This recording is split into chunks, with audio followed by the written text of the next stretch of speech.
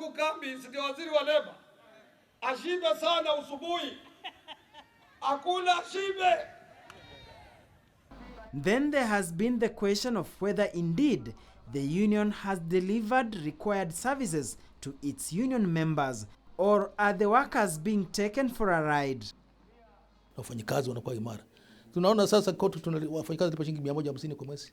Kama ingekuwa kuna service unaweza kubali kulipa. Hangeweza kulipa. Zamani walikuwa wanalipa 5 shillings. From 5 shillings atuwala leta shilingi 100 na watu walikubali kwa sababu ya service. So bila kazi huwezi kupata kitu. Ndio hakuna chama chochote naona kama trade congress ya Soshoni na TUC. Waliletwa na waziri Kambi Kazungu, waziri Waiguru, waziri ule alikuwa kwa nini? Kwa education zamani alianguka, alikuwa kwa leba. Kaimenyi. Wakafanya sherehe kubwa hapa KICC. Wako wapi? Kama COTU sasa hata Soshoni angekuwa kwa leba, angekuwa amekwisha. Kama kusha kabisa. Kuna wakati alikamatwa wapeleka kule kwa shahidi, tulikwenda kutoa yeye huko. Unaona? So COTU kwa sababu kusimama independent na imepata imeungwa hata dunia yote katika Afrika. COTU ndio imebakia na Nigeria Labour Congress na ya South Africa. Ndizo COSATU. Workers' problems change from time to time. The demands are, life has become very expensive, the demands are higher. There are changes in technology today in this country. And globally. So as much as we think we would want to live to expectation, it has not been we have not been able to meet workers' expectation for various reasons. Reasons of government interference, employers being rigid, things like that. But I think for us, we have always tried to do our best to see that we give workers what they deserve. But it has been uphill. Because employers have always seen us as people who want to deprive them of their business or their money. So they want to maximize on profit, but they don't care who makes the profit. Because if you want to be with the workers who have a mandate, independent mandate, and employers, you must be transparent, accountable to your deeds you are doing, and apply good governance. Then we will support you. But if you come comparing to other ministries, the Ministry of Education, they went to Ruaraka, they sold land billions, you want to bring the same at NSSF, you will not succeed. Even if I'm out of that board, so long as I'm still the Secretary General of COTU, my eyes will remain wide open. I will beam on you from wherever you are with the support of my colleagues, and we will come narrow down on you. There is also the issue of the country's biggest pension fund. For years now, the national government and COTU have engaged in never-ending legal battles over the control of the National Social Security Fund, NSSF, which is said to have monies running into billions of shillings. We have tried to tell the government and the ministry that NSSF is not a Ministry of Labour. All they need to do is to look at the Ministry of Labour as an important ministry that drives the economy of this country, and they should give it what it deserves so that we run this country in a manner that we can produce and be able to bring up the economy of this country. I think that is why the problem was there, and unless the government changes directions, it appears there will be more wars continuously. We need to blame the government. Because when you look for cabinet secretary, and particularly in a ministry like the Ministry of Labour, you must think about who is supposed to be the cabinet secretary of that particular ministry. So in the first place, there was a wrong choice of the minister. I don't think he was equal to the task. It appears the government has looked down the Ministry of Labour, which is, in our view, one of the most important ministry in terms of driving the economy of our country. And so that's a wrong choice. Then the other issue is that I think there was that problem that arose out of the money in NSSF.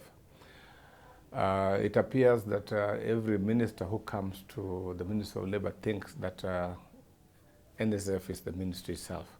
So they develop a lot of interest there, either through the government influence or their own personal influence, so that if they want to have deals in the ministry and then you appear to be a stumbling block, then the fight must be on. Any minister who is brought to the Minister of Labor, the weaker part of the Minister of Labor are workers. You are brought in to protect workers. Today, however, we have no labor inspectors. We have no labor officers. We need more labor officers in the Ministry of Labor. We have no factory inspectors, people to inspect issues related to occupational health and safety in our industries. The entrepreneurs are still locking people in their factories. If fire erupts, people die inside those factories. There is a rampant exploitation of labor in the name of casual, outsourced people, and piecemeal jobs, contracts, and seasonal jobs in Kenya, which have been outlawed in other countries. This is where you expect the Minister for Labor to play a crucial role. That whatever you have worked for per day, you must be paid that. And those companies that are making money, they must pay their workers well. This is the main preoccupation of the CS Labor. But if you see any labor minister who has been appointed, what he is seeing is NSSF, the kitty of these poor workers. That is where his eyes and noses are beaming. Then that is a relevant person. He doesn't know what he's doing. We need a minister who can restore the lost glory of the Ministry of Labor. Why do you come up with inferior legislation that does not match up the international requirement? Because you see, any labor laws must be pegged to the ILO conventions. ILO conventions, these are international conventions.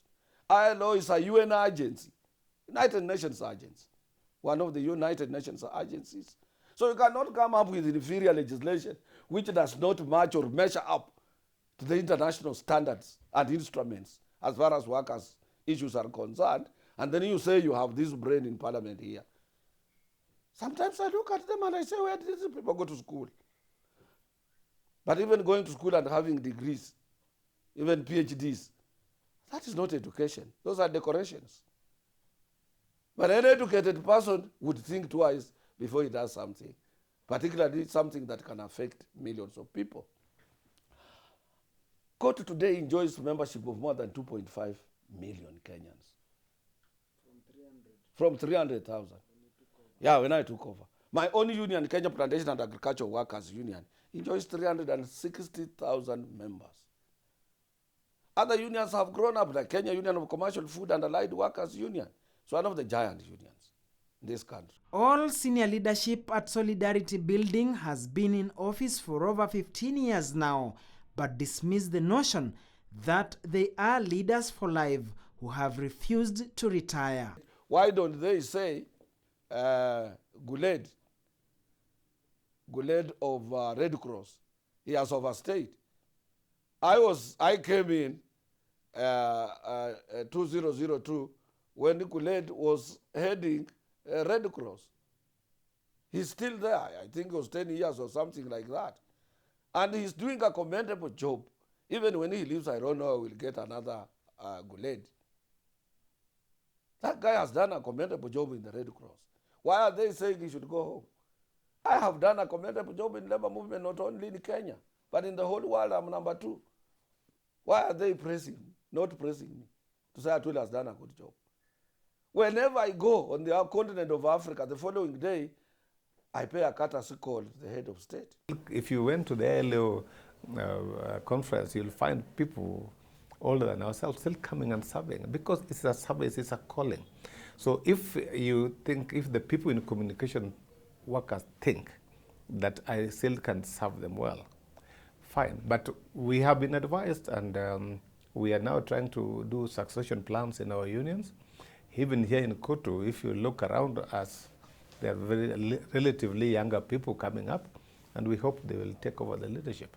But if we go to the delegates conference and say, look, let Francis continue for another 5 years, let Okoro be the deputy, so be it. I think it is not that we are undemocratic. it is that the people normally make that decision, because we want continuity, we want stability of the union. And I think that's basically why we have stayed. And we must tell the Kenyans that when time comes for us to leave, we are able to leave. We are not going to sit here and stay on like people in government stay for life. Duncan Hemba, The Untold Story.